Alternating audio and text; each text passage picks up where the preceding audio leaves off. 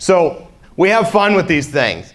The wholesaling is finding somebody who wants to buy the house and fix it, do whatever it is. I like landlords to be my buyers. Why? Because a fix and flipper is looking for that normally 30% of equity, similar to what I just told you. A landlord often will pay a little more because they are looking for the overall return. So especially if there's numbers that are a little bit tight on the deal, perhaps you ended up contracting it right at Mayo and there's not room to be able to do that for a fix and flipper.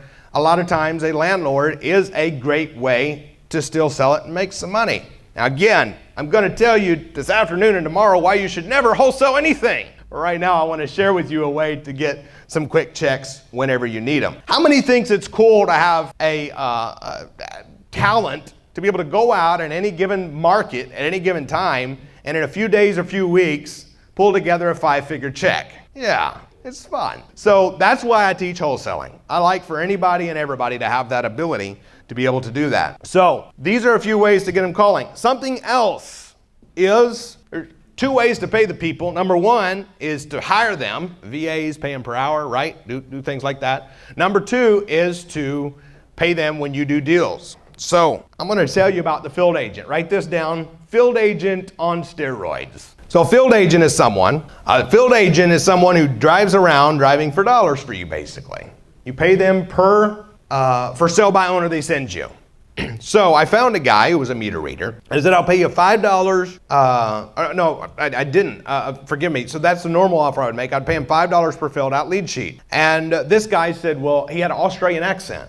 And so I said, he said, do you have work for me? He actually was trying to sell me a house. And I said, I don't know. What are you thinking? He said, well, I could do calls. I could help whatever you need me to do. I'd like to have a side income. So I'll tell you what I'll do for you. I said, you are out reading meters. You send me instead of just sending me a for sale by owner and me paying you $5, I said, you fill out the lead sheet for me, ask this series of questions, and then you send it to me, and for every one I buy, I'll pay you $250. That sounds great to me, mate. So he started sending me lead sheets, filled out. Before long, he's sending me like 15 a week. Just out reading meters, finding FSBOs, calling them. The cool thing was we had grown into knowing each other a bit. And so now it wasn't just a VA saying, question, question, question, hang up. He's like, if they had an objection, well, what about, how does this work, whatever, he would actually sell me. Well, Andrew's a great guy. I met him a few months ago. He lives here in Evansville. And so it started working really well. And so he started sending me lots of lead sheets. That was in 2015. And that's when I started buying almost a house a week.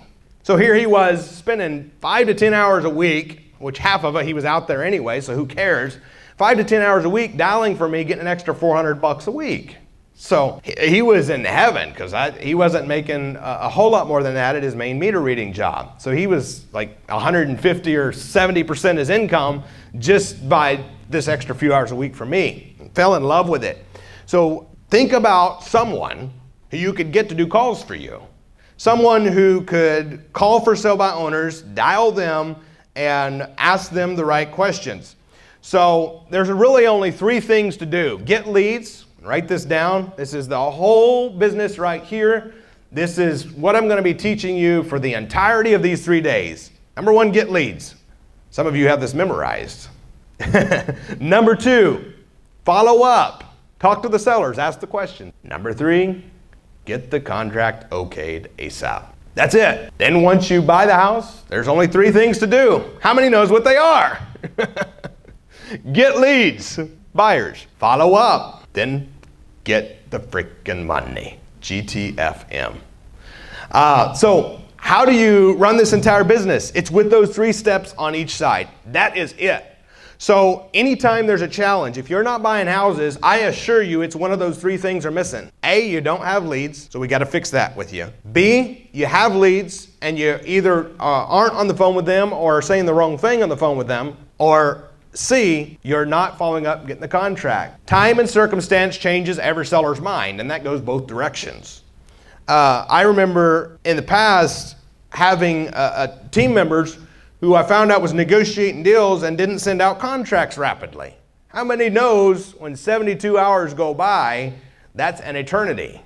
In fact, I am actually in the process right now of changing it. We have been buying houses virtually now since COVID began. And we buy the house, negotiate it, they send us pictures, and we send the contract out and we get it signed the same day. We're actually in the transition right now to sending out the contract while we're on the phone with the seller for them to okay it before we hang up. Why? Because I taught myself this lesson. It was a hard lesson for me.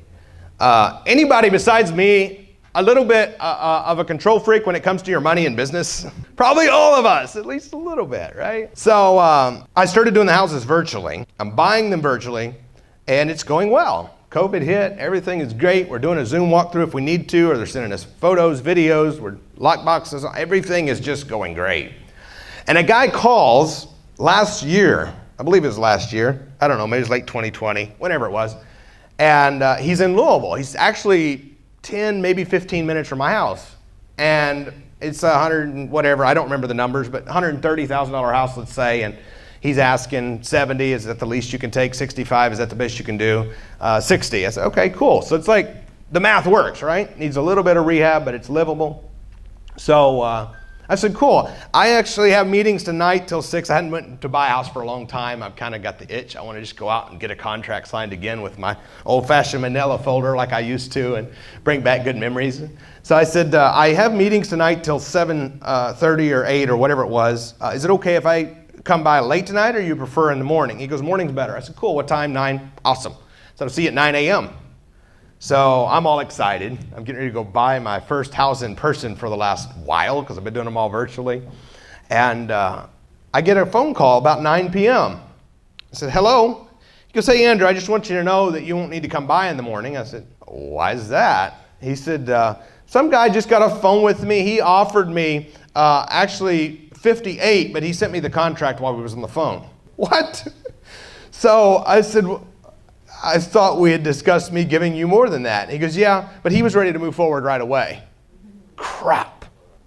I can go make my ego feel better by looking at the house in person tomorrow if that's what I have to do. I get the contract signed now. So don't delay, don't put it off, and don't let yourself get in the way.